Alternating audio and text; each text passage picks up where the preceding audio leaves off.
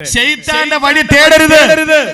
അല്ലാഹു നിഷിദ്ധമാക്കിയ ഒരു നേരത്തെ ഭക്ഷണത്തിൽ ഒരു ഈത്തപ്പഴ കുരുവിന്റെ അളവ് പോലും ഹറാം കടക്കരുത്. അത് ജീവിതത്തിന്റെ ഭാഗമാക്കി മാറ്റണം. ഇതെന്റെ റസൂൽ, എന്റെ അല്ലാഹു എന്നോട് കൽപ്പിച്ചതാണ്. അതിനപ്പുറത്ത് ശൈത്താന്റെ പാത പിന്തുടർന്നുകൊണ്ട് എനിക്ക് നിഷിദ്ധമായത് കഴിക്കാൻ പറ്റില്ല. ആ തീരുമാനമെടുക്കും. അള്ളാഹു മനസ്സിലാക്കാനുള്ള തൗഫീഖ് തരട്ടെ. ഇപ്പൊ ഇഷ്ടംപോലെ നമ്മളെ കൊണ്ട് തെറ്റുകൾ ചെയ്യിപ്പിക്കും.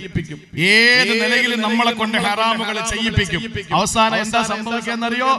ഏറ്റവും അതിന്റെ എൻഡിലെത്തുമ്പോ, അതിന്റെ അവസാന ഭാഗത്തെത്തുമ്പോ, അവിടെ എത്തുമ്പോ ശൈത്താൻ പറയും, ഇന്നി അഖാഫുല്ലാഹ റബ്ബൽ ആലമീൻ, എനിക്ക് പേടിയാടാ, ഞാൻ പോവാ.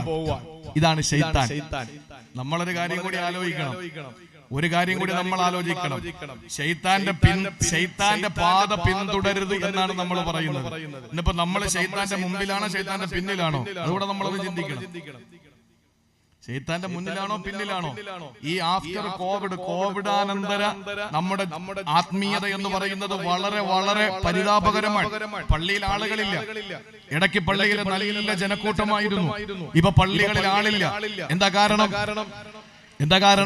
കോവിഡ് സമയത്ത് ജുമാ നടക്കാൻ വേണ്ടി പോലും 4 പേരും 3 പേരും പള്ളിയിലെ മുല്ലാക്കയും മുക്രിയും ഉസ്താദും കമ്മിറ്റിക്കാരും ഒക്കെ ഉണ്ടായിരുന്നല്ലോ. അത് മതി ഇപ്പൊ ജുമാ നടക്കാൻ. അവർക്ക് അല്പം കൂടെ ബോധം വന്നതാണ്. അവർക്ക് അല്പം കൂടെ വിവരം വെച്ചതാണ് പ്രശ്നം. 4 പേരുണ്ടെങ്കിലും ജുമാ നടക്കുമെന്നുള്ള വിവരം വെച്ചത്. നിങ്ങൾ നോക്ക്, നമ്മൾ യഥാർത്ഥത്തിൽ ശൈത്താന്റെ മുമ്പിൽ നടക്കുന്നവരാണോ ശൈത്താന്റെ പിന്നിൽ നടക്കുന്നവരാണോ? ഖുർആൻ പറഞ്ഞു, ലാ തത്തബിഉ ഖുതുവാത്തി ശൈത്താൻ, ശൈത്താന്റെ പിന്നാലെ പോകരുത്. നമ്മൾ പിന്നാലെ പോയിട്ട് മുന്നിൽ കയറി നടക്കുക. അപ്പൊ എന്താണെന്നറിയോ? ഒരു ഗ്രന്ഥത്തിൽ വളരെ സ്വീകാര്യമായ സംഭവമൊന്നും അല്ലെങ്കിൽ പോലും മനസ്സിലാക്കാൻ വേണ്ടിയിട്ട് ഞാൻ പറയാൻ. ഒരു ദിവസം ഒരാൾ നടക്കാൻ വേണ്ടി ഇറങ്ങി, പ്രഭാത സവാരിക്ക് വേണ്ടി ഇറങ്ങി. രാവിലെ നടക്കാൻ പോകുമല്ലോ. അങ്ങനെ ഇറങ്ങുമ്പോൾ കൂടെ ഒരു ആകടൻ ഒരാൾ വന്നിട്ട് ചോദിച്ചു, ഞാനും കൂടെ ഒന്ന് കൂടിക്കോട്ടോ എന്ന് ചോദിച്ചു. ആയിക്കോട്ടെ എന്ന് പറഞ്ഞു. അങ്ങനെ അവര് സംസാരിച്ചു പറഞ്ഞൊക്കെ നടക്കാൻ തുടങ്ങി. കുറെ സമയം കഴിഞ്ഞ്, മണിക്കൂറുകൾ കഴിഞ്ഞ് നേരം പാതിരാത്രിയായി. അവര് നല്ല ചങ്ങാതിമാരായി. രാത്രി കിടക്കാൻ വേണ്ടി ഒരു പായ വിരിച്ചു. ആഗതനായ അതിഥിയായ മനുഷ്യന് വേണ്ടിയിട്ട് പായ വിരിച്ചു. അപ്പൊ ഈ അതിഥി പറഞ്ഞു, ഞാൻ പോവാ, ഞാൻ നിന്നോടൊപ്പം കിടക്കൂല, എനിക്ക് പേടിയാ. അപ്പൊ ഇയാള് ചോദിച്ചു, നീ ആരാണ്? ഇത്രയും നേരം നമ്മൾ ചങ്ങാതിമാരായി ഒരുമിച്ച് നടന്നു, ഒരു പാത്രത്തിലുണ്ടു. ഇപ്പൊ രാത്രി കിടക്കാൻ നേരത്തെ നീ പറയുന്നു എന്നെ പേടിയാണെന്ന് പറഞ്ഞിട്ട് ഓടാൻ മാത്രം ഞാൻ എന്ത് ഭീകരനാണ്? നീ യഥാർത്ഥത്തിൽ ആരാണ്? അപ്പൊ ഈ രണ്ടാമത് വരട്ടെ, കൂടെ കൂടിക്കോട്ടെ എന്ന് പറഞ്ഞ ഈ ഓടി പോകാൻ പോയ ആള് പറഞ്ഞു, ഞാൻ ശൈത്താനാണ്, ഞാൻ പിശാചാണ്. എന്താ നീ അങ്ങനെ പോകുന്നു എന്ന് പറഞ്ഞത്? പേടി എന്ന് പറയാൻ കാരണം എന്താണ്? അപ്പൊ ആ ശൈത്താൻ ഇവനോട് പറഞ്ഞ വാക്കെന്താണെന്നറിയോ? എടാ, ഞാൻ ഒരു സുജൂദ് ഒഴിവാക്കി, അതും പടച്ചോന്റെ മുന്നിലല്ല, പടച്ചോന്റെ മുന്നിലല്ല, ഒരു സൃഷ്ടിയായ ആദമിന്റെ മുന്നില് ഒരു സുജൂദ് ചെയ്യാൻ അല്ല പറഞ്ഞപ്പോ ഞാനത് ഒഴിവാക്കിയതിന്റെ പേരിൽ ഞാൻ ശപിക്കപ്പെട്ടവനായി, ഞാൻ ആക്ഷേപിക്കപ്പെട്ടവനായി, ഞാൻ കുറ്റക്കാരനായി, ഞാൻ വിമർശിക്കപ്പെട്ടവനായി, ഞാൻ വിശ്വാസികളുടെ നാവ് കൊണ്ട് ശപിക്കപ്പെട്ടവനായി. ലോകം അവസാനം വരെയും ഞാൻ ശാപവാക്കുകളെ ഉരുകി നടക്കുകയാ, ഒരു സുജൂദ് ഒഴിവാക്കിയതിന്റെ പേരിൽ, അതും അല്ലാഹ്ക്കല്ല, ഒരു അടിമയ്ക്ക്. എടാ, ഞാൻ രാവിലെ നിന്റെ കൂടെ കൂടി, നീ സുബഹി നിസ്കരിച്ചില്ല, ലോഹർ നിസ്കരിച്ചില്ല, അസ്ർ നിസ്കരിച്ചില്ല, മഗ്രിബ് നിസ്കരിച്ചില്ല, ഇശാ നിസ്കരിച്ചില്ല. ഈ നമസ്കാരത്തിൽ എത്ര സുജൂദ് ഉണ്ട്? അതും ആർക്കാ? പടച്ചവന്. ഇത്രയും റബ്ബിന് ഒരു ദിവസം സുജൂദ് ഒഴിവാക്കിയ നിന്റെ കൂടെ ഞാൻ നടന്നാൽ ഇനി ഒരു ശിക്ഷ താങ്ങാനുള്ള കഴിവ് എനിക്കില്ല. ഇത് പറഞ്ഞിട്ട് ശൈത്താൻ ഓടുകയാണ്. അപ്പൊ ഒന്ന് ചിന്തിച്ചു നോക്കിയേ, ശൈത്താനാണോ ഇമാമ്, നമ്മളാണോ ഇമാമ്? അത് നമ്മളൊന്ന് സ്വയം വിലയിരുത്തിയാൽ മതി. അള്ളാഹു മനസ്സിലാക്കാനുള്ള തൗഫീഖ് തരട്ടെ. അതുകൊണ്ട് ഏറ്റവും വലിയ നഷ്ടവാളികളെന്ന് വിശുദ്ധ ഖുർആൻ പറഞ്ഞ 3 പേര് മാത്രമേ ഉള്ളൂ. ഖുർആനിൽ ഖുസ്റാനുൽ മുബീൻ എന്ന് പറഞ്ഞ 3 കൂട്ടം ആളുകളെ ഉള്ളൂ. അതിൽ ഒന്ന് അല്ലാഹു പറയുന്നു, അത് ശൈത്താനെ പിൻപറ്റിയവനാണ്, പിശാചിനെ വലിയാക്കിയവനാണ്, സംരക്ഷകനാക്കിയവനാണ്. നമുക്ക് ഇതിൽ നിന്ന് ഊരണ്ടേ, നമുക്ക് ഇതിൽ നിന്ന് രക്ഷപ്പെടണ്ടേ? അല്ലെങ്കിൽ നമ്മളെ കൊണ്ടുവന്ന് ടേണിംഗ് പോയിന്റ് എത്തുമ്പോ, നീ നിന്റെ വഴിക്ക് പോ, ഞാൻ ഞാൻ ഒഴിവാണ്, ഇനി അഖാഫ്, എനിക്ക് റബ്ബിനെ പേടിയാണെന്ന് പറഞ്ഞിട്ട് അവനങ്ങ് പോകും. നമ്മൾ നേരെ പോകുന്നത് കത്തിയാളുന്ന നരകത്തിന്റെ ബീഭത്സതയിലേക്ക് എടുത്തെറിയപ്പെടും. അള്ളാഹു നമ്മളെ കാത്തുരക്ഷിക്കട്ടെ. അതുകൊണ്ട് പ്രിയപ്പെട്ട സഹോദരിമാരെ, നമുക്ക് രക്ഷപ്പെടാനുള്ള മാർഗം എന്താണ്? എന്താ മാർഗം? ശൈത്താനെ ഓടിക്കാൻ എന്താ മാർഗം? നല്ല വിവരമുള്ളവരായാൽ ഒരളവോളം നമുക്ക് പിടിച്ചു നിൽക്കാൻ പറ്റും. فإنا فقيها واحدا متبرعا أشد على الشيطان من ألف عابد فإنا فقيها واحدا متبرعا أشد على الشيطان من ألف عابد. 1000 ആബിദീങ്ങളായ മനുഷ്യന്മാര് വിചാരിച്ചാൽ പോലും ശൈത്താനിൽ രക്ഷപ്പെടാൻ പറ്റില്ല. ആബിദീങ്ങളായ 1000 ആളുകൾ ശ്രമിച്ചാൽ പോലും പിശാചിന്റെ പിടുത്തത്തിൽ നിന്ന് രക്ഷപ്പെടാൻ പറ്റൂല. അതേസമയം ഒരു ആലിമ വിചാരിച്ചാൽ പറ്റും. ഒരു ആലിമ വിചാരിച്ചാൽ പറ്റും ശൈത്താന്റെ പിടിയിൽ നിന്ന് രക്ഷപ്പെടാൻ. ഞാൻ എന്റെ പ്രിയപ്പെട്ട സഹോദരങ്ങളോട് പറയാൻ, ആലിം രക്ഷപ്പെടും ആബിദ് രക്ഷപ്പെടൂല എന്ന് പറഞ്ഞ് അങ്ങോട്ടും ഇങ്ങോട്ടും നമുക്ക് ചെളിവാരി തേക്കുന്നതിനപ്പുറത്ത് എന്താണ് ഇതിനൊരു പരിഹാരം എന്ന് പറയാം. നമുക്ക് ശൈത്താന്റെ പിടി എന്തായാലും പെട്ടുപോയല്ലോ. നമ്മൾ പെട്ടില്ലാതെ നിങ്ങൾ പറയേണ്ട പെട്ടുപോയി. അങ്ങനെ പെട്ടുപോയ നമുക്ക് രക്ഷപ്പെടാൻ എന്താ മാർഗം? ഒരു ഗുരു തന്റെ ശിഷ്യനോട് ചോദിച്ചു, എടാ മോനെ, നീ പിശാചിൽ നിന്ന് രക്ഷപ്പെടാൻ നീ എന്ത് ചെയ്യും? ഒരു പാപം ചെയ്യാൻ നിന്നെ പ്രേരിപ്പിക്കുമ്പോ നീ രക്ഷപ്പെടാൻ എന്താണ് ചെയ്യുക? ആ ശിഷ്യൻ പറഞ്ഞു, ഗുരു ഉജാഹിദുഹു, ഞാൻ ധീരമായി നേരിട്ട് നിൽക്കും. വീണ്ടും അവൻ പ്രേരിപ്പിച്ചാലോ? ഞാൻ വീണ്ടും ധീരമായ നിലപാടെടുക്കും. ഉസ്താദ് ചോദിച്ചു, വീണ്ടും അവൻ നിന്നെ പ്രേരിപ്പിച്ചാലോ? ഞാൻ വീണ്ടും അവനെതിരെ ശക്തമായ നിലയിൽ ഞാൻ പോരാടി നിൽക്കും ഉസ്താദേ. ഗുരു പറഞ്ഞു, പറ്റൂല മോനെ, അത് നിന്നെ കൊണ്ട് പറ്റില്ല. എന്നിട്ട് ആ ഗുരു ഒരു ഉദാഹരണം പറഞ്ഞു. എന്താണെന്നറിയോ? നമ്മളൊരു വീട്ടിലേക്ക് കയറി ചെന്നിരിക്കട്ടെ. നമ്മളിപ്പോ ഒരു വീട്ടിലേക്ക് പോയി, അപരിചിതനാണ് നമ്മൾ. ഒരു വീട്ടിലേക്ക് ചെന്നപ്പോ കാർ പോർച്ചിൽ പട്ടിയെ കെട്ടിയിട്ടുണ്ട്. പട്ടി കുരയ്ക്കാൻ തുടങ്ങി. അത് ചിലപ്പോ ചങ്ങല പൊട്ടിച്ച് നമ്മളെ നേരെ വരുമെന്ന ഘട്ടം വരുമ്പോ നമ്മൾ ആരെങ്കിലും ആ പട്ടിയെ മടലെടുത്തിട്ട് അടിക്കാൻ നിൽക്കുവോ? നമ്മൾ ന്യായമായിട്ട് ചെയ്യുന്നത് എന്താണ്? ആ പട്ടിയുടെ യജമാനൻ വീട്ടിലുണ്ടെങ്കിൽ നമ്മൾ പെട്ടെന്ന് പറയും, ആ പട്ടി ഒന്ന് പിടിച്ചു കെട്ടു, എനിക്ക് അങ്ങോട്ട് വരാനൊരു അത്യാവശ്യ കാര്യം പറയാനുണ്ടെന്നല്ലേ പറയാ. ബുദ്ധിമാൻ അതല്ലേ ചെയ്യുള്ളൂ. അല്ലാതെ ആരാന്റെ ഒരിടത്ത് കയറിയിട്ട് ആ പട്ടിയുമായി മൽപ്പിടുത്തം നടത്താൻ നമ്മൾ ശ്രമിക്കൂലല്ലോ. ആ ഗുരു പറഞ്ഞു കൊടുത്തു, ഇതുപോലെ ശൈത്താൻ എന്ന് പറയുന്ന ശത്രുവിനോട് പോരടിച്ച് നിൽക്കാൻ നിന്നെ കൊണ്ട് പറ്റില്ല മോനെ. അതുകൊണ്ട് നീ ചെയ്യേണ്ടത് എന്താണ്? ആ ശൈത്താന്റെ യജമാനനായ പടച്ചവനിലേക്ക് മടങ്ങുക. അതല്ലാതെ വേറെ ഒരു വഴിയുമില്ല. അതുകൊണ്ടാണ് അല്ലാഹുവിന്റെ വിശുദ്ധ ഖുർആനിലൂടെ പറഞ്ഞത്, വലൗലാ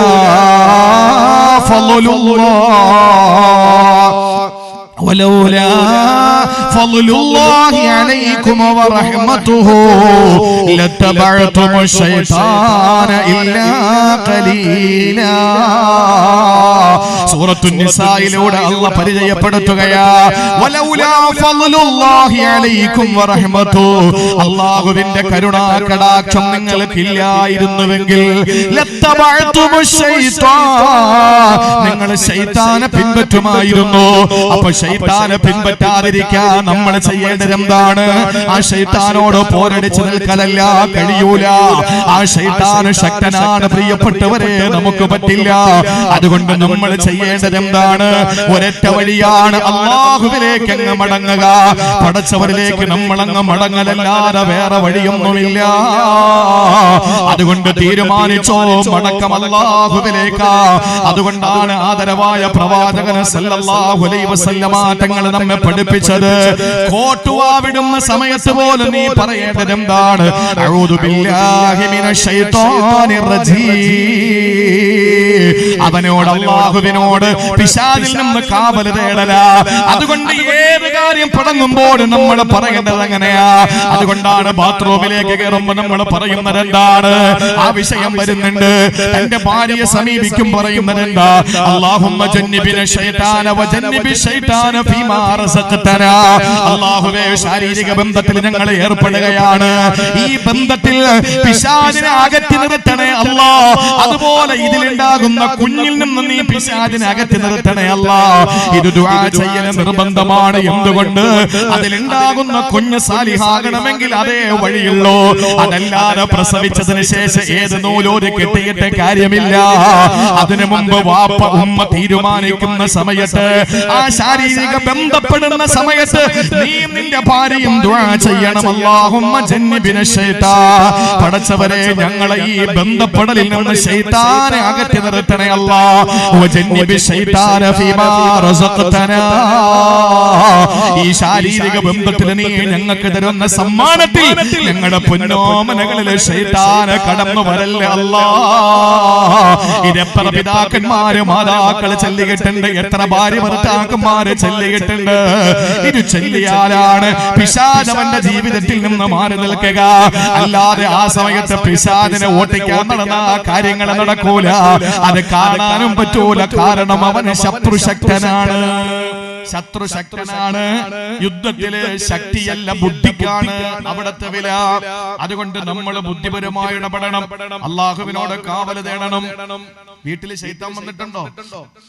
കാവല് തേടലല്ലാതെ വേറെ വഴിയില്ല. 5 സ്ഥലങ്ങളിൽ ശൈത്താൻ, വീട്ടിൽ 5 സ്ഥലങ്ങളിൽ ശൈത്താൻ ഉണ്ടെന്നാണ്. ഒന്ന് ഓർത്ത് വെച്ചോളി. വീട്ടിൽ പോയിട്ട് നോക്കിക്കോ. 5 സ്ഥലങ്ങളിൽ വീട്ടിൽ ശൈത്താൻ ഉണ്ടാകുമെന്നാണ്. ഒന്ന് അൽ ഫിറാശുല്ലദീ ലാ യനാമു അലൈഹി അഹദുൻ.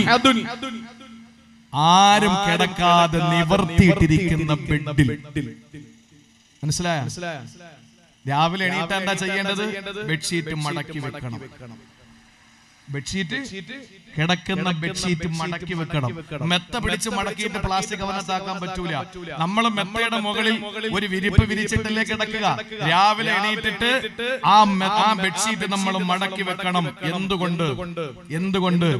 നമ്മൾ അവിടെ അത് ഉപേക്ഷിച്ചു പോയാൽ അതിൽ പിശാച് കിടന്നുറങ്ങുമെന്നാണ് ആദരവായ പ്രവാചകൻ നബി മുഹമ്മദ് മുസ്തഫ സല്ലല്ലാഹു അലൈഹി വസല്ലമ തങ്ങൾ പറഞ്ഞത്. അതുകൊണ്ടാണ് റസൂൽ തങ്ങൾ പറഞ്ഞത് ഫിറാശുൽ റജുലി, ഒരു വിരിപ്പ് അവിടുത്തെ വീട്ടുടമയ്ക്ക്, ഒന്നവന്റെ ഭാര്യയ്ക്ക്, ഒന്ന് അതിഥികൾ വരുമ്പോൾ അവർക്ക്, നാലാമത്തേത് ശൈത്താനുള്ളതാണ് എന്ന് പറഞ്ഞാൽ മനസ്സിലായോ? വീട്ടിൽ എത്ര റൂമുള്ളത്? ഓ അൽഹംദുലില്ലാ 7-8 റൂമുണ്ട് ഉസ്താദേ. വലിയ സന്തോഷം, അല്ലാഹു തന്നതല്ലേ. ആരൊക്കെയുണ്ട് വീട്ടിൽ? ഞാനും ഭാര്യയും, വേറെ ആരുമില്ല. മക്കളൊക്കെ കെട്ടിപ്പോയി, ചിലരെ കെട്ടിച്ചു വിട്ട് അവരൊക്കെ അവരുടെ വഴിക്കായി. ഞാനും ഭാര്യയും 7-8 റൂമുണ്ട് അൽഹംദുലില്ലാ. എവിടെ ഉള്ളൂ നമുക്ക് കിടക്കാം. നീയും നിന്റെ ഭാര്യയും കിടക്കുന്ന റൂം, അല്ലെങ്കിൽ നീയും നിന്റെ കുടുംബം മക്കൾ കിടക്കുന്ന റൂം, അത് കഴിഞ്ഞിട്ട് നിനക്കൊരു അതിഥി വന്നാൽ ആ അതിഥി കിടക്കുന്ന റൂം, അത് കഴിഞ്ഞ് ബാക്കി സ്ഥലങ്ങളിലൊക്കെ പിശാച് കിടക്കുക. അല്ലാഹു കാത്തുരക്ഷിക്കട്ടെ. അതുകൊണ്ട് നമ്മൾ എത്ര റൂമുകൾ പൊക്കുക എന്നുള്ളതിനപ്പുറത്ത് നമുക്ക് കഴിയുന്നത് എന്താണ്? ഉള്ള വിരിപ്പുകൾ മടക്കി വെച്ചിട്ട് നമ്മൾ സൂക്ഷിക്കണം. ശൈത്താൻ നമ്മുടെ വീട്ടിലുണ്ടാകുന്ന ഒന്നാമത്തെ സ്ഥലം അതാണ്. ഇനി രണ്ടാമത്തത് എവിടാന്നറിയോ? അസ്സിയാബുൽ മുഅല്ലഖത്തു ഫിത്രത്തി തവീലത്തിൻ ദൂന ലുബ്സിഹാ. ധരിക്കാതെ മാറ്റിയിട്ടിരിക്കുന്ന വസ്ത്രമൊക്കെ അടുക്കി മടക്കി വെക്കണം. അത് പഠിക്കണം. ചെന്നുടനെ ഊരി അങ്ങോട്ടെറിയും, ഒരെണ്ണം ഒന്ന് ഊരി ഇങ്ങോട്ടെറിയും, പിന്നെ ഒരെണ്ണം ഊരി അങ്ങോട്ടെറിയും. അതങ്ങനെ തന്നെ കിടക്കും. നാളെ നേരം വിളക്കാൻ വേറെ എടുത്തിട്ടുണ്ട് പോകുന്നത്. ഈ ഒഴിവാക്കിയ തുണിയുണ്ടല്ലോ, ആ മടക്കി വെക്കാതെ ഉപയോഗിച്ചിട്ടെടുത്ത് കളഞ്ഞ തുണിയിൽ പിശാച് വസിക്കുമെന്ന് നബി മുഹമ്മദ് മുസ്തഫ നബി തങ്ങൾ പറഞ്ഞു. വിരിച്ചിട്ടിരിക്കുന്ന മുഴുവൻ തുണിയിലും കയറി ശൈത്താൻ ഉറങ്ങുമെന്ന് നബി മുഹമ്മദ് മുസ്തഫ. ഒന്ന്, രാത്രി കിടന്നിട്ട് വിരിപ്പ് മടക്കി വെക്കാത്ത വിരിപ്പ്. രണ്ടാമത്തേത് ആവശ്യമില്ലാതെ വലിച്ചെറിഞ്ഞ് നമ്മൾ ഉപേക്ഷിച്ച് വീടുകളിൽ കെട്ടിരിക്കുന്ന തുണിത്തരങ്ങൾ. ഇനി മൂന്നാമത്തേത് എന്നറിയോ? ബാത്റൂമിൽ കയറിയ പുറത്തേക്ക് ഇറങ്ങി നന്നായിട്ട് ആ ബാത്റൂമിന്റെ ഡോർ ക്ലോസ് ചെയ്യണം, നന്നായിട്ട് അടയ്ക്കണം. ഇന്നെന്താ വീട്ടിൽ പണ്ടൊക്കെ എന്താ പറയാ? ഈ ബാത്റൂമിൽ പോകുന്നതിന് എന്താ പറയാ? വെളിക്കിരിക്കുന്നല്ലേ? അതൊരു വലിയ തെറ്റായിട്ട് തോന്നുന്നു. അപ്പൊ ആരും പോവാതെ വന്നതാ. അതൊന്നും വലിയ തെറ്റൊന്നുമല്ല. വെളുക്കിരിക്കുക എന്നാ പറയുന്നത്. എന്നതിന്റെ അർത്ഥം എന്താ? എടാ അത് പാരമ്പര്യമാണ്. ആയിഷ ബീവിയുടെ മാല നഷ്ടപ്പെട്ടത് എന്തുകൊണ്ടാണ്? ആയിഷ ബീവി വെളുക്കിരിക്കാൻ പോയപ്പോഴാണ്, തിരിച്ചു വന്നപ്പോ മാലയില്ല. അത് നോക്കിപ്പോയി. അപ്പോഴാണ് യാത്രാ സംഘം കടന്നുപോയത്. ആയിഷ ബീവി ഉണ്ടാകുമെന്ന് അറിഞ്ഞിട്ട്. അപ്പോഴാണ് മാലയുടെ പ്രശ്നം ഉണ്ടായത്. അങ്ങനെയാണ് സൂറത്ത് നൂർ ഇറങ്ങുന്നത്.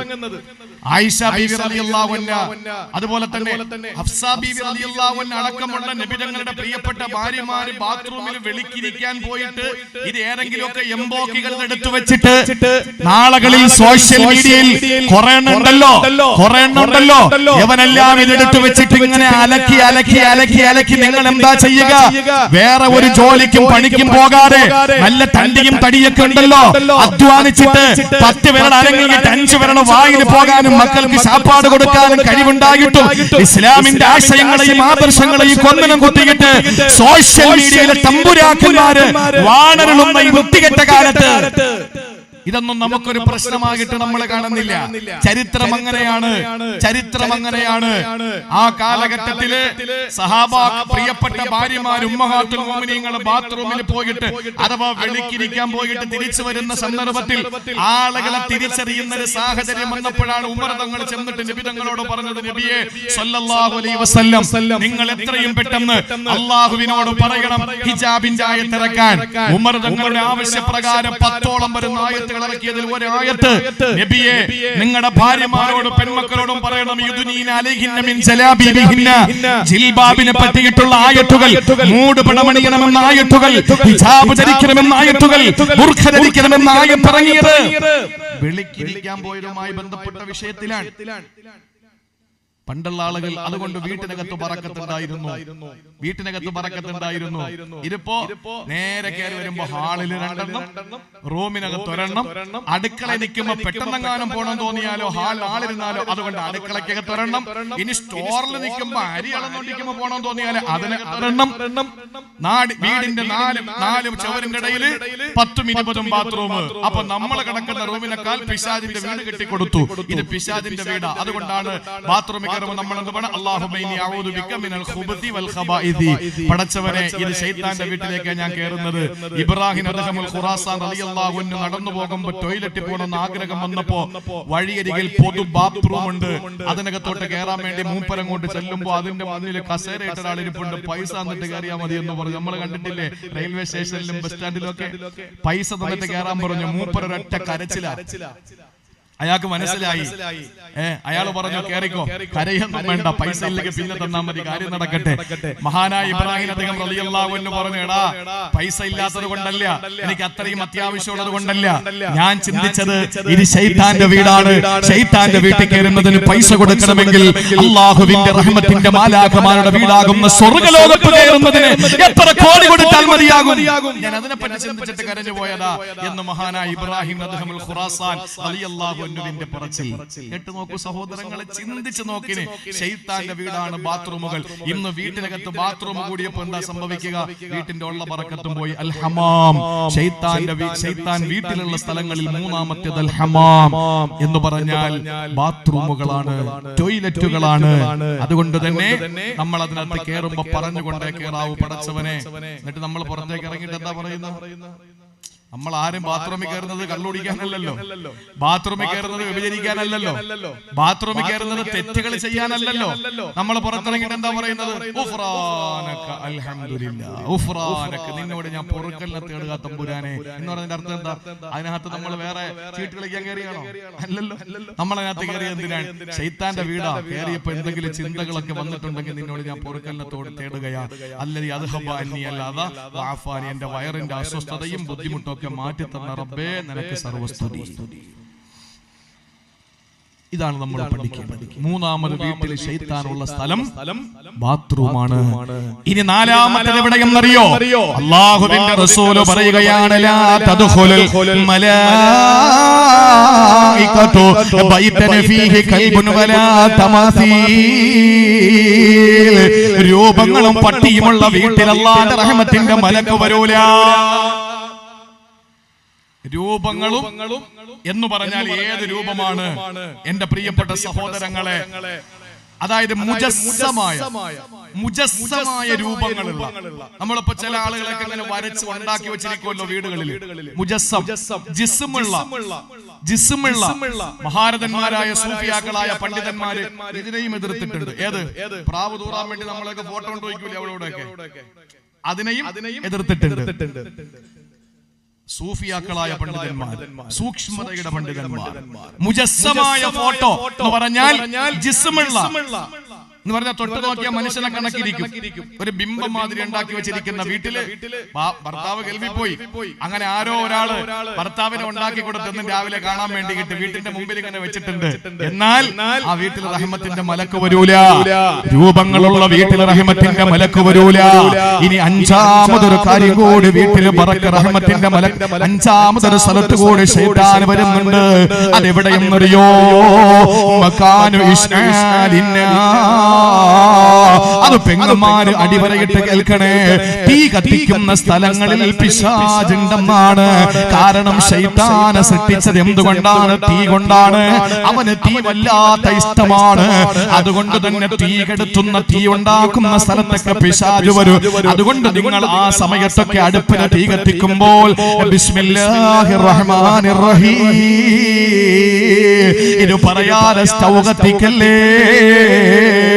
അത് എന്താണെങ്കിലും നിങ്ങളൊരു തീ കത്തിക്കുമ്പോൾ, ഒരു തീപ്പട്ടി വരയ്ക്കുമ്പോൾ, ഒരു ലൈറ്റർ കത്തിക്കുമ്പോൾ ബിസ്മി ചൊല്ലിയിട്ട് വേണം അത് ചെയ്യാൻ. എന്തുകൊണ്ടെന്നറിയോ? ആ സ്ഥലത്ത് ശൈത്താൻ ഹാജരാകുമെന്നാണ്. കാരണം ശൈത്താനെ സൃഷ്ടിച്ചിട്ടുള്ളത് തീ കൊണ്ടാണ്. ആ തീ അവന് വല്ലാത്ത ഇഷ്ടമാണ്. അതുകൊണ്ട് തീയുള്ള സ്ഥലത്തും ശൈത്താൻ വീട്ടിൽ വരുമെന്നാണ്. അള്ളാഹു നമ്മളെ കാത്തുരക്ഷിക്കട്ടെ. അതുകൊണ്ട് വീട്ടിലേക്ക് കയറുമ്പോഴും ഇറങ്ങുമ്പോഴും ഒക്കെ ബിസ്മി ചൊല്ലണം. അതുപോലെ തന്നെ ആ കഴിക്കുമ്പോഴും നമ്മൾ ബിസ്മി ചൊല്ലണം. അന്ന് എന്ന് പറഞ്ഞാൽ അള്ളാഹുവിനോട് കാവൽ തേടിയിട്ട് അള്ളാന്റെ നാമങ്ങൾ പറഞ്ഞുകൊണ്ടേ ഇരിക്കലല്ലാതെ പിശാചിനെ ഒഴിവാക്കാൻ വേറെ നിർവാഹമൊന്നുമില്ലെന്ന് അള്ളാന്റെ വിശുദ്ധമായ ഖുർആൻ. അതുകൊണ്ടാണ് നമ്മൾ ഏത് സമയത്തും പറയുന്നത് അഊദു ബില്ലാഹി മിനശ് ശൈത്വാനിർ റജീം. എന്ത് വസ്വാസ് വന്നാലും അങ്ങനെ ചൊല്ലിക്കോ. വീട്ടിലേക്ക് കയറി നമ്മൾ വീട്ടിൽ ചെല്ലുമ്പോ വയല് കഴിഞ്ഞ് വീട്ടിൽ പോകുമ്പോ അവിടെ ശൈത്താനുണ്ട്. ഞാൻ ആ ഭാഗം അവസാനിപ്പിക്കാൻ. വീട്ടിനകത്ത് ശൈത്താനുണ്ട്. നമ്മൾ കയറുമ്പോൾ എന്ത് പറഞ്ഞ് കയറണം? ബിസ്മില്ലാഹിർ റഹ്മാനിർ റഹീം. അല്ലാഹുവിന്റെ റസൂൽ സല്ലല്ലാഹു അലൈഹി വസല്ലം പറയുന്നു, ഇദാ ദഖല റജുലു ബൈതഹു ഫദക്കറല്ലാഹ ഇൻദ ദുഖൂലിഹി വഇൻദ തഹാമിഹി വഇൻദ തആമിഹി. കയറുമ്പോഴും കഴിക്കാൻ നേരത്തും നിങ്ങൾ അല്ലാഹുവിനെ ഓർത്തുകൊണ്ട് ബിസ്മി ചൊല്ലി കഴിഞ്ഞാൽ ശൈത്താൻ അവിടെ കൂടിയിരിക്കുന്ന മറ്റ് ശൈത്താന്മാരോട് പറയും, ലാ മബീത ലക്കും വലാ അശാ. എടാ, ഇന്നിവിടെ ഫുഡും അക്കോമഡേഷനും ഒന്നുമില്ല. ഇന്ന് നമുക്ക് കിടക്കാനും സ്ഥലമില്ല, കുടിക്കാനും ഒരു തുള്ളി വെള്ളം ഇവിടെ നിന്ന് കിട്ടൂല. ശൈത്താൻ പറയുന്നത് കേറുമ്പോ ബിസ്മില്ലാഹിർ റഹ്മാനിർ റഹീം പറഞ്ഞ് വീട്ടിലോട്ട് കേറ്. അതോടെ ശൈത്താൻ അവിടെ ഇരിക്കുന്ന കുട്ടിപ്പിശാചുക്കളോട് പറയും, ഇത് ഹദീസാണ്, അള്ളാഹുവിന്റെ റസൂൽ സ്വഹീഹ് മുസ്ലിമിലുള്ളതാണ്, ലോകത്തെ എല്ലാ മുസ്ലിങ്ങളും അംഗീകരിക്കുന്ന മുസ്ലിമിലെ ഹദീസാ. മഹാനായ നബി സല്ലല്ലാഹു അലൈഹി വസല്ലം തങ്ങൾ പറയുന്നു, വീട്ടിലേക്ക് കയറുമ്പോ ബിസ്മി ചൊല്ലി കയറിക്കോ. അപ്പൊ ശൈത്താൻ മറ്റ് ശൈത്താന്മാരോട് പറയും, കൂടെ ഇരിക്കുന്ന കുട്ടി ശൈത്താന്മാരോട് പറയും, എടാ ഇന്ന് നമുക്ക് ഇവിടെ കിടക്കാൻ പറ്റൂല, കാരണം അവൻ കയറിയപ്പം ബിസ്മി ചൊല്ലിയിരിക്കുകയാണ്. എന്നിട്ട് നേരെ നമ്മൾ അടുക്കളയിലേക്ക് പോയി ഒരു ഗ്ലാസ് വെള്ളം എടുത്ത് കുടിക്കൂലേ, അല്ലെങ്കിൽ ഭക്ഷണം കഴിക്കൂലേ, ആ സമയത്തും ബിസ്മില്ലാഹിർ റഹ്മാനിർ റഹീം. അപ്പൊ ശൈത്താൻ പറയും, എടാ ഇവിടെ കിടക്കാൻ സ്ഥലമില്ല, പുറത്തുനിന്ന് ഭക്ഷണം കഴിച്ചിട്ട് വരാമെന്ന് കരുതിയാൽ ഇന്ന് ഭക്ഷണവും ഇല്ല, കാരണം അവൻ ബിസ്മി ചൊല്ലി ഭക്ഷണം കഴിച്ചിരിക്കുകയാണ്. നമുക്ക് കിടക്കാൻ സൗകര്യമില്ല, കഴിക്കാൻ ഭക്ഷണവും ഇല്ല. ഇനി ഏതെങ്കിലും ഒന്ന് വിട്ടുപോയി എന്നിരിക്കട്ടെ, ഏത് ബിസ്മിയിൽ കേറി, പക്ഷെ കഴിക്കാൻ നേരത്തെ അതൊന്നും ഓർത്തില്ല, കാരണം ആക്രാന്തം കൊണ്ട് പെട്ടെന്നങ്ങ് തിന്നാൽ ശൈത്താൻ കുട്ടി ശൈത്താന്മാരുടെ പറയും, എടാ ഇന്ന് കിടക്കാൻ പറ്റൂല, പക്ഷെ നമുക്ക് ഫുഡ് ഇവിടെ ഉണ്ട്, ഇന്ന് കഴിക്കാൻ ഭക്ഷണം ഇവിടെ ഉണ്ട്. ഇനി ചില ആളുകൾ ഓടി കയറും വീട്ടിലേക്ക് ബിസ്മി ചൊല്ലാതെ, കഴിക്കുന്ന നേരത്ത് കൃത്യമായി ബിസ്മി ചൊല്ലി. എന്താ പറയുന്നത്? അവൻ പറയും, എടാ ഇന്നിവിടെ കഴിക്കാൻ നമുക്കൊന്നും കിട്ടൂല, എവിടെന്നെങ്കിലും കഴിച്ചിട്ട് വരാം, ഇവിടെ കിടക്കാൻ അവസരമുണ്ട്, കാരണം അവൻ കേറിയപ്പോ ബിസ്മി ചൊല്ലി, കഴിച്ചപ്പോ ബിസ്മി ചൊല്ലിയില്ല. ബിസ്മി ചൊല്ലി. കാരണം കഴിക്കാൻ ഇനി അവനൊന്നും കിട്ടില്ല. ഇത് വളരെ വ്യക്തമായി അള്ളാഹുവിന്റെ ഖുർആനും ഹദീസുകളും നമ്മെ പഠിപ്പിച്ചതാണ്. അതുകൊണ്ട് ഞാൻ അത് നീട്ടിപ്പരത്തി കൊണ്ടുപോകുന്നില്ല. ഒന്ന്, നഷ്ടവാളികളിൽ വ്യക്തമായ നഷ്ടം വന്നവരെന്ന് പറഞ്ഞതിൽ ഒന്നാമത്തേത് അള്ളാഹ് പറഞ്ഞത് പിശാചിനെ വലിയാക്കി സംരക്ഷകനാക്കി ജീവിക്കുന്നവനാ. ഇനി രണ്ടാമത്തേത് ഏതെന്നറിയോ? അള്ളാഹു പറയുകയാണ് من يعبد الله على حرف فإن أصابه خير اطمأن به وإن أصابته فتنة انقلب على وجهه خسر الدنيا والآخرة ذلك هو الخسران المبين. അല്ലാഹുവിന്റെ വിശുദ്ധ ഖുർആൻ സൂറത്തുൽ ഹജ്ജിലാണ് ഈ ആയത്തുള്ളത്. അല്ലാഹ് പറയുകയാണ്, ചില ആളുകളുണ്ട് അവർ അല്ലാഹുവിനെ ആരാധിക്കുന്നത് അരികിലിരുന്നാണ്. അരികിലിരുന്ന് ആരാധിക്കുന്നവർ അലാ ഹറഫ് എന്ന് പറഞ്ഞാൽ മനസ്സിലായോ? മലയാളത്തിൽ ഒരു ചൊല്ലുണ്ട്, കയ്യാലപ്പുറത്തിരിക്കുന്ന തേങ്ങ. കയ്യാലപ്പുറത്തിരിക്കുന്ന തേങ്ങ എന്ന് പറഞ്ഞാൽ എന്താണ്? അങ്ങോട്ടും പിഴ ഇങ്ങോട്ടും പിഴ. അങ്ങനെ അല്ലാഹുവിനെ ആരാധിക്കുന്ന ചില ആളുകളുണ്ട്. അവരാരാ? അല്ലാഹ് എന്നിട്ട് വളരെ വ്യക്തമായി തന്നെ പഠിപ്പിച്ചു തരാൻ, ഏത് നന്മകൾ അവന് വന്നാൽ അവന്റെ ഭാര്യയ്ക്ക് നല്ല ആരോഗ്യമാണ്, അവന്റെ മക്കൾക്ക് നല്ല വിദ്യാഭ്യാസമാണ്, അവന് കച്ചവടത്തിൽ നല്ല ലാഭമുണ്ട്, അവന്റെ വീട്ടിലെന്നും സന്തോഷമാണ്. അങ്ങനെയായ അവൻ അതിൽ നിർവൃതി അടയുന്നവനാ, അവൻ അതിൽ സന്തുഷ്ടനാണ്, സന്തോഷവാനാ. ഇനി ഏതെങ്കിലും ഒരു വിപത്ത് അല്ലാഹു അവന് കൊടുത്തെന്നിരിക്കട്ടെ, അവനാകെ മൂഡ് ഔട്ട് ആകുന്നു, അവനാകെ മൂഡ് ഓഫ് ആകുന്നു, അവൻ മുഖം തിരിഞ്ഞ് നടക്കുകയാണ്. എന്നെ മാത്രം എന്തിനാണ് പടച്ചവൻ ഇങ്ങനെ ശിക്ഷിക്കുന്നത്? എന്തിനാണ് എന്റെ വീട്ടിൽ മാത്രം എന്തേ പരീക്ഷണങ്ങൾ അല്ലാഹു ഇങ്ങനെ തന്നുകൊണ്ടിരിക്കുന്നത്? അല്ലാഹ് പറയുകയാണ്, ദാലിക ഹുവൽ ഖുസ്റാനുൽ മുബീൻ. സ്പഷ്ടമായ നഷ്ടം ബാധിച്ചവനിൽ രണ്ടാമൻ അവന് തന്നെയാണെന്ന് അല്ലാഹുവിന്റെ വിശുദ്ധ ഖുർആൻ. അതുകൊണ്ട് പ്രിയപ്പെട്ടവരെ, ആനന്ദം വരുമ്പോൾ അല്ലാഹുവിനെ ആരാധിക്കുകയോ നഷ്ടം വരുന്ന സമയങ്ങളിൽ അല്ലാഹുവിനോട് കഷ്ടം രേഖപ്പെടുത്തുകയും ചെയ്യുന്നവരായി നമ്മൾ മാറല്ലേ പ്രിയപ്പെട്ടവരെ. ഏത് സമയത്തും നമുക്ക് അല്ലാഹുവുണ്ട്, ഏത് സമയത്തും നമുക്ക് പടച്ചവനുണ്ട്. അല്ലാഹുവിന്റെ റസൂൽ പറയുകയാണ്, മുഅ്മിനൊരു വിപത്ത് വരുമ്പോ, ഒരു പ്രയാസം വരുമ്പോൾ അവന്റെ സ്വഭാവം ഏതെന്നറിയോ? ആദ്യം വരുന്ന കതിര് പോലെയാണ്. ആദ്യം വരുന്ന കതിര് പോലെ, ആദ്യത്തെ കതിര് പോലെ. പാടത്ത് നെൽക്കതിരുകൾ കണ്ടിട്ടില്ലേ? ഇങ്ങനെ പൂത്തുലഞ്ഞു കിടക്കുന്ന നെൽക്കതിരുകൾ. അതെങ്ങനാണ്? ഒരു കാറ്റങ്ങോട്ട് അടിക്കുമ്പോ ഇതെല്ലാം കൂടി ഒരു സൈഡിലേക്ക് പോകും. കാറ്റ് മാറുമ്പോഴോ പതുക്കെ പതുക്കെ പതുക്കെ പതുക്കെ അതിങ്ങനെ നിവർന്നു വരും. അല്ലേ? അല്ലാഹുവിന്റെ റസൂൽ പറഞ്ഞു, മസലുൽ മുഅ്മിനി കൽ ഖാമത്തി മിനസ് സറഅ. കൃഷിയിടത്തിന്റെ പ്രഥമ തണ്ട് പോലെയാണ് മുഅ്മിനായ മനുഷ്യന് വിപത്ത് വരുമ്പോൾ. ഒരു രോഗം വന്നാൽ അവൻ ശരീരമൊക്കെ തളർന്ന് വല്ലാത്തൊരവസ്ഥ. രോഗം അങ്ങോട്ട് മാറുമ്പോൾ അവൻ ഇതിനിടയിൽ കുറ്റപ്പെടുത്തല ഒന്നുമില്ല. എന്ത് വിപത്ത് വന്നാലും അവന് അതിന്റെ പരിഹാരം കാണും. അത് കഴിഞ്ഞിട്ട് അവൻ നിവർന്നു നിൽക്കും, യാതൊരു കുഴപ്പവുമില്ല. പക്ഷേ സത്യനിഷേധികൾ എങ്ങനെയാണ്? ഉള്ളിൽ ഈമാനില്ലാത്തവരെങ്ങനെയാണ്? ഖൽബിൽ നൂറ് കണക്കാത്തവരെങ്ങനെയാണ്? അല്ലാഹുവിന്റെ റസൂൽ പറയുന്നു, കൽ അർസതി, പന പോലെയാണ്. പന പോലെ. കാറ്റടിച്ച പന കുലുങ്ങോ? ഇല്ല. അതുകൊണ്ടാ പറയുന്ന പകയന്മാരെ പടച്ചവൻ പന പോലെ വളർത്തുന്നു. ഒരു കാറ്റടിച്ചാലും കൊടുങ്കാറ്റടിച്ചാലും ഇങ്ങനെ തന്നെ നിൽക്കും പന, അനങ്ങൂല, ചലിക്കൂല. അതേസമയം നെൽപ്പാടങ്ങളിലെ ആ നെൽക്കതിരുകൾ ഇങ്ങനെ ആടി ഒലയും. പക്ഷേ അത് കുറച്ചു നേരം കഴിയുമ്പോൾ നിവർന്ന് നിൽക്കും. പന എത്ര കൊടുങ്കാറ്റടിച്ചാലും അങ്ങനെ തന്നെ നിൽക്കും. പക്ഷേ ഒരു വലിയ കൊടുങ്കാറ്റടിച്ചു വീശി അതിന്റെ കടപുഴകി വീണുപോയാൽ പിന്നെ അത് നൂന്നു വരൂല, നിവർന്നു വരൂല. അത് അപ്പാടെ വീണ് കിടക്കുന്ന തടിക്കഷ്ണം പോലെ,